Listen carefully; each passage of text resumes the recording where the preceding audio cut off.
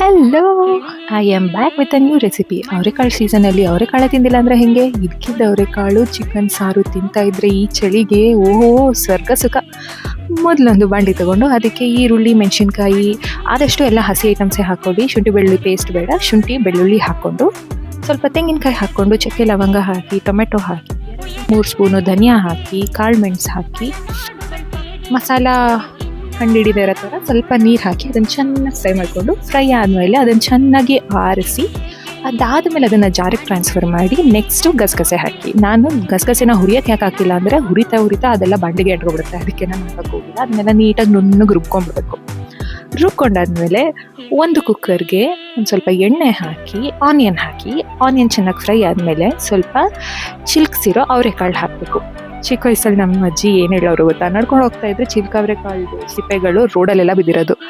ಏನಕ್ಕೆ ಹಿಂಗೆ ಡಸ್ಟ್ಬಿನ್ಗೆ ಹಾಕ್ತೀರಾ, ಏನಕ್ಕೆ ಹಿಂಗೆ ರೋಡಲ್ಲಿ ಹಾಕ್ತಾರೆ ಅಂದರೆ ಈ ನಮ್ಮ ಅಜ್ಜಿ ಏನು ಅನ್ನೋರು ಗೊತ್ತಾ, ಅದ್ರ ಮೇಲೆ ಎಷ್ಟು ಜನ ನಡ್ಕೊಂಡು ಹೋಗ್ತಾರೋ ಅಷ್ಟು ಟೇಸ್ಟು, ನಿನಗೆ ಅದೆಲ್ಲ ಗೊತ್ತಾಗಲ್ಲ ಸುಮ್ಮನೆ ಇರು ಅಂತ ಹೇಳೋರು.